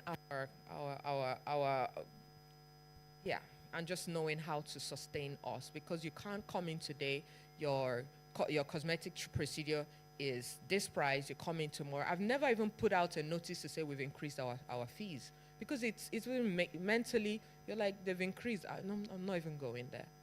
And if you know me more than anything, my focus again is on the progress and your result than even the money. So, but for us to be able to be alive and sustain Nigeria, not even just today, Nigeria that is still moving, because the dollar today is still moving tomorrow, it's still on the transit of what we don't know what it will become, is that we're beginning to settle at how do we make our product, how do we become Korea of skincare. There was a time Korean skincare wasn't a thing, you know, but now if you want to look at where's the capital of where you can get glass skin, people want to travel to Korea. So, but we are a country that deal with so much of skin pigmentation, hyperpigmentation on all kinds, and we solve it better. I have a lot of clients, they come from the UK. They go to a clinic in the UK, they sit down, they see you're black, they don't want to talk to you. I'm sorry, we don't treat your skin color here. So we know how to handle pigmentation at best. We can become the world center for how to handle skin concerns that really pertain to people of color. Thank you. Thank you so much. We have one question from the online viewers. Tandiwe from Zambia. Oshuwa, how do you manage your acting roles and business? What if you have customers and an acting gig together? I act and I want to start a business too. Sorry, what's her name? Tandiwe. Dandiwe. Hello, Dandiwe. Thank you for that question. So, honestly, I'm going to be very honest. Even whilst I was chasing my acting career, I've always been working. Always. Because for me, I wanted to make more money. And it's not all the time that I'm always going to be on set. It's not all the time that I'm always going to be in front of a camera. So I was trying to find other gigs. How do I make more money? How do I, invest in myself? I love learning, I love reading, and I have so many passions. So I started Newer Skin this year, and I'm currently trying to build a team. It's a boutique style business, meaning it's just 2-3 people. So how I've marked it, I don't have everything figured out, but just like Chioma, Titi, and Onyeka said, when you have a team, when you build a team, because I'm not the only one that's going to be doing treatments, there are going to be other people helping me out, doing treatments. So if I have a gig, I have that for 3 weeks, 1 month. I come back, I'm still talking to my clients. I'm still keeping in touch, I'm still following up. And there are other people, I have a team behind me that's making sure that everyone is happy. So all I'm gonna say is find the right balance. I don't believe in there's not enough time. Honestly, just start small. Start small. I started small. When I started acting, I was taking little gigs. Anywhere I knew that, okay, you know what, they're going to show me here, I'll do it. I was going for auditions. But at the same time, let's be honest, entertainment industry isn't always so lucrative. The acting industry isn't always so profitable. So I got a job. And I got a job in a huge multinational personal care, one of the biggest ones in the world. And that's where I got the money. That's where I saved my money. And then I invested in myself, and then I took myself to beauty school, obviously with the help of my lovely parents who are watching this. But yeah, just start, just do it.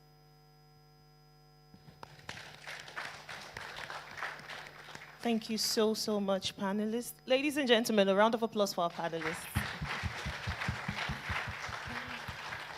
While our panelists are still seated, I would like to introduce Alero Ladipo, Group Head, Marketing and Corporate Communications, for the closing remarks.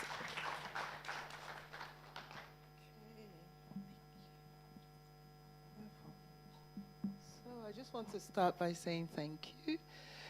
I didn't get the memo for the coordination. Okay, because very interesting. So like it's been said, so this month, tomorrow is International Women's Day, but we're taking the whole month to celebrate in UBA. I think that's how important it is for us to recognize the beauty and what women bring to our society as a whole.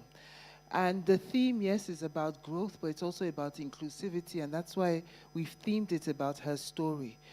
Every woman in this room and our lovely panelists, they all have a story. I just want to say thank you for telling your stories today and for sharing your experience, because, a lot of people see a lot of the glamour and the glitz, but they don't see the pain behind the glamour and the glitz. And I think that's very, very important. Whether you're running your business or you're working in a corporate, sometimes people will just say, I just want to wear a suit. That's not what's going to get you to where you want to be. And I think the question I wanted to ask, and I think it's something that we'll still discuss this month, is that how do you take your talents and ensure that you create succession? How do you make sure that Chioma Good Hair, Hello Perfect, I can get your name of your business. Africa Naturalistas. And that's all your hair. That's so impressive. how do you take those businesses 50 years from now, 60 years from now, 70 years from now? I think one of the things that's very critical about business is longevity as well. And I'm hoping that the beautiful ladies here have plans around their own longevity. I know that a number of you are diversifying as well, so that's very, very interesting and very, very important. So, and you know, you speak about banks and being afraid of loans and being afraid of banks. I think banking, the financial industry in Nigeria is also transitioning to a point where it's becoming more of a support mechanism. I think it's always been positioned as just taking and not necessarily given. And because of competition, we're getting to a point now where we need to not only ensure that our customer experience is notch, but also ensure that we're building a relationship with our customers. So you'll find that what we're trying to do in UBA is build a relationship with our customer, understand your business, understand what your businesses are going through, and build from there. So, I mean, my job is very simple, and you know, it's quite interesting because I was thinking this is a particular sector. And wouldn't it be nice, because we could talk about wellness, skincare, healthcare. Everyone has had an issue. I mean, you talk about your edges. My mother gave me something for my edges. I'm still struggling with it. It's fine. One day I'll get there. We talk about mental wellness. We talk about spiritual wellness. We talk about physical health. We talk about diets. We can almost have a whole week just talking about how do you make yourself right for the future. So I'm just here to really just say thank you and congratulations. I look through Instagram. I do look at all your pages. I find it very interesting. The point you made about education is very, very key. I think because that's where people make decisions. I'm not going to make a decision because you look pretty in a wig. For me, it's like, okay, you know, if you get the lighting right and you have the right kind of app that has the, what's that thing again, the filter, you probably look good. So for me, education, and another message that came through and I think it touches women of all generations, is that if you want to start, just start, even if you're going to start small. And then the second thing as well, start by solving a problem. Don't start because you want to be like anybody else. What's that problem you're trying to solve? And solve it and start. So thank you very much, ladies. My pleasure, and thank you very much for supporting us.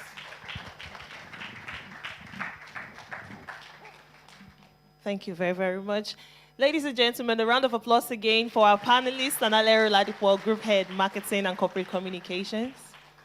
And thank you so, so much for joining us today. And I know we've definitely achieved a lot because this is a whole package. From skin to hair to entertainment, we've got it all today. So a round of applause for yourself too. In a very, very, very different environment from where I was coming from. More sophisticated, capital intensive in terms of starting a business. So we are genuine and sincere and hardworking. So I started very, very little. I'm wearing one of my labels, and the name of this one is Ewa, my Wolf. If you are up, lift your community. If you are higher, lift your local government, lift your state, and lift Nigeria.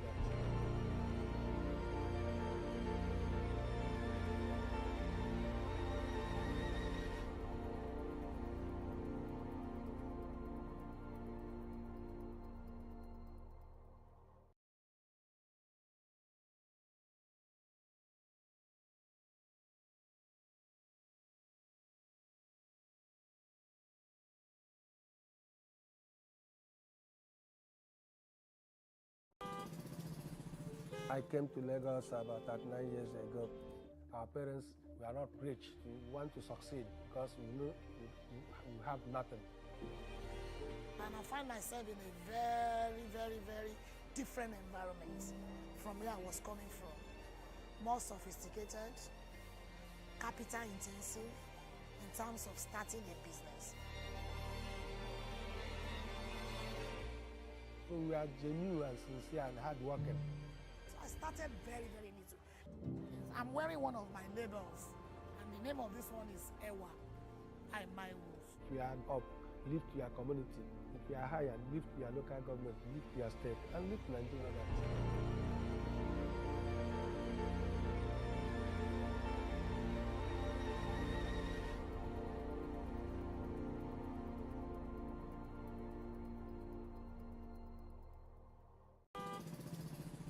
I came to Lagos about 39 years ago. Our parents were not rich. We want to succeed because we know we have nothing. And I find myself in a very, very, very different environment from where I was coming from. More sophisticated, capital intensive in terms of starting a business. We are genuine and sincere and hardworking. So I started very, very little. I'm wearing one of my labels, and the name of this one is Ewa. My Wolf. We are up, live to your community. If you are higher, live to your local government, live to your state, and live to Nigeria.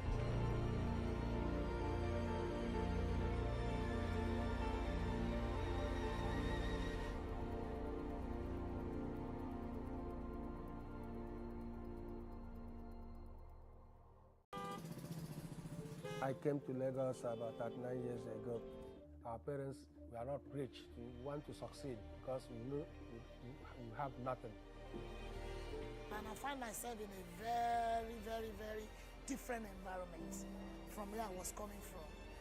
More sophisticated, capital intensive in terms of starting a business. We are genuine and sincere and hardworking. So I started very, very little. I'm wearing one of my labels, and the name of this one is Ewa. My Wolf. We are up, live to your community. If you are higher, live to your local government, live to your state, and live to Nigeria.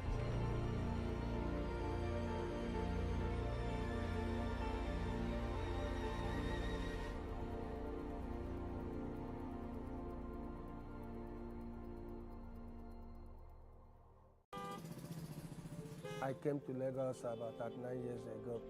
Our parents were not rich. We want to succeed because we know we have nothing. And I find myself in a very, very, very different environment from where I was coming from. More sophisticated, capital intensive in terms of starting a business. We are genuine and sincere and hardworking. So I started very, very little. I'm wearing one of my labels, and the name of this one is Ewa. My Wolf. We are up, live to your community. If you are higher, live to your local government, live to your state, and live to Nigeria.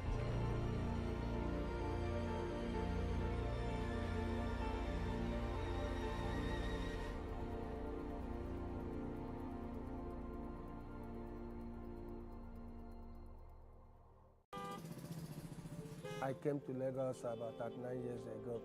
Our parents were not rich. We want to succeed because we know we have nothing.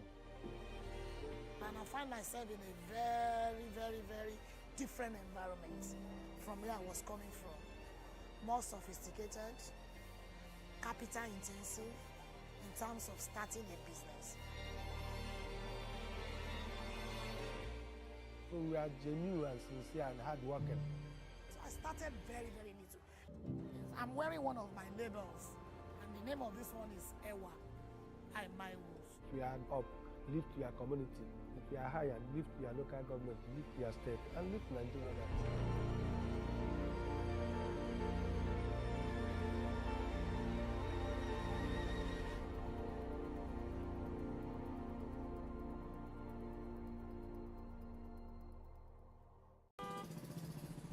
I came to Lagos about 39 years ago. Our parents were not rich. We want to succeed because we know we have nothing. And I find myself in a very, very, very different environment from where I was coming from. More sophisticated, capital intensive in terms of starting a business. So we are genuine and sincere and hardworking. So I started very, very little. I'm wearing one of my labels, and the name of this one is Ewa. If you are up, lift your community. If you are higher, lift your local government, lift your state, and lift Nigeria.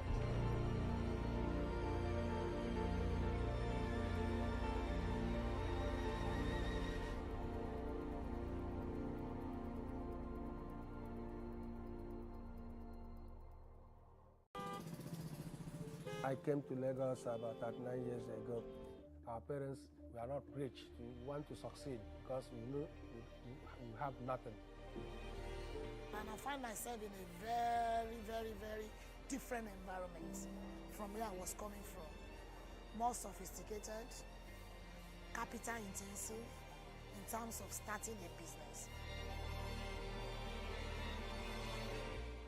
So we are genuine and sincere and hardworking. So I started very, very little. I'm wearing one of my labels, and the name of this one is Ewa. If you are up, lift your community.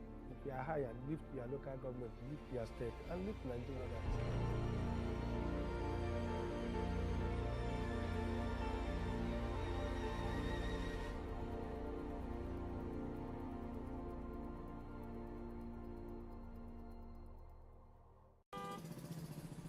I came to Lagos about 39 years ago. Our parents were not rich. We want to succeed because we know we have nothing. And I find myself in a very, very, very different environment from where I was coming from. More sophisticated, capital intensive in terms of starting a business. So we are genuine and sincere and hardworking. So I started very, very little. I'm wearing one of my labels, and the name of this one is Ewa. If you are up, lift your community. If you are higher, lift your local government, lift your state, and lift Nigeria.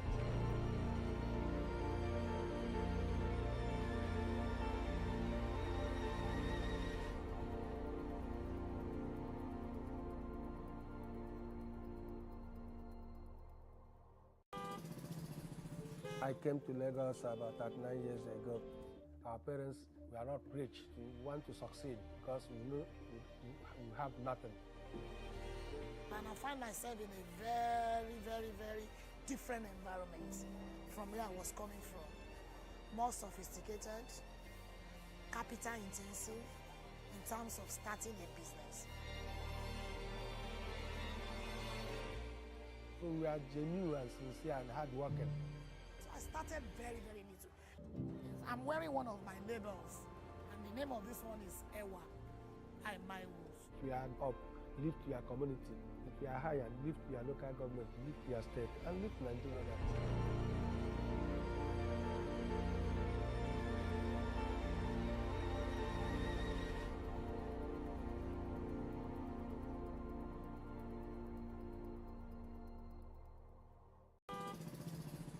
I came to Lagos about 39 years ago.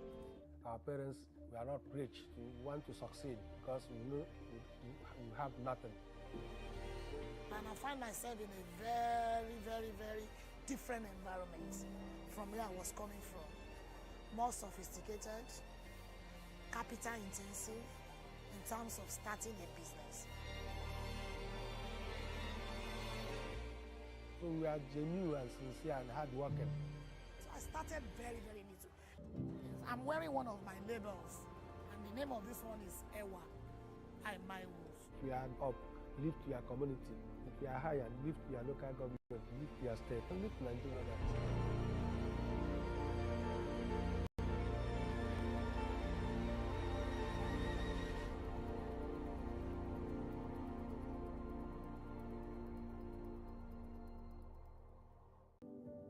This business is quite capital intensive. Over the years in the past, all the profit that I get in, I turn it back into the business. Yes, I'm fashion conscious, but I'm not extravagant because I knew where I was going. So I closed my eyes to so many things. I was able to prospect and know that this business requires a lot of capital. when the dollar came down, it brought the capital down to like 50% of what you were working with. It was so challenging. A lot of business entrepreneurs in this market fizzled out at that point. I had some savings as a businesswoman. I have an account that I don't want to use the money for business. So then, when the dollar crashed, I had to go into every account and pump the money back into the business again. And I see Milestone becoming an household name. That is what I'm actually working at now.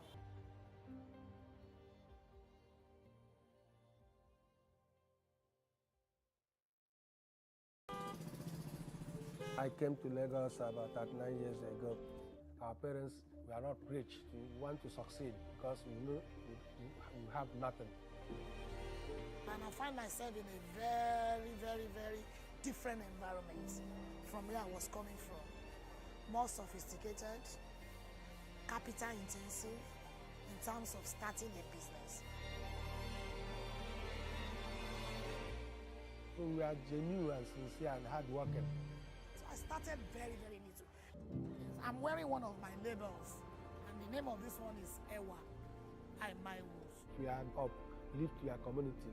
If you are higher, lift your local government, lift your state, and lift Nigeria.